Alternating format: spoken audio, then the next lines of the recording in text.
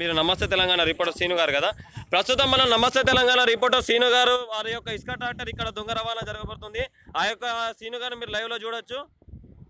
ఈ యొక్క సీను గారు నమస్తే తెలంగాణలో ప్రెస్ రిపోర్టర్గా పనిచేస్తున్నారు. వారు ఇసుక దొంగతనంగా జరుపుతున్నారు. దానికి ఎవరు అటు వచ్చినా కానీ దానికి తిరగబడుతున్నారు.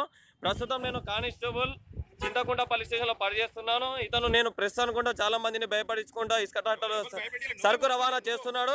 ఎవరు దిగినా కానీ వారికి నా యొక్క ప్రతాపం ఏందో చూపెడతాను కూడా చూపెడుతున్నాడు. ప్రస్తుతం అతని యొక్క ఇసుక ట్రాక్టర్ డ్రైవర్ గారు కూడా ఇక్కడనే ఉన్నారు. అతని యొక్క బండికి నెంబర్ లేదు. అతని యొక్క బండికి నెంబర్ లేని విషయాన్ని కూడా మీరు అందరూ చూడొచ్చు ఈ యొక్క లైవ్లో. ప్రస్తుతం నమస్తే తెలంగాణ ప్రెస్ రిపోర్టర్ గారి యొక్క బండి నెంబర్ వచ్చేసి 2 వీలర్ బండి నెంబర్ హోండా షైన్ TS02EH 4400.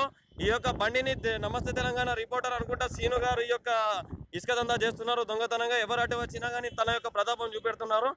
దీన్ని మీరు అందరూ లైవ్లో చూడొచ్చు. మేము కానిస్టేబుల్ మీరు నువ్వేం చేసుకుంటావు? నువ్వు అక్కడ ఇసుక చెప్పు, నువ్వు పట్టుకపోయి లోపల పెట్టు.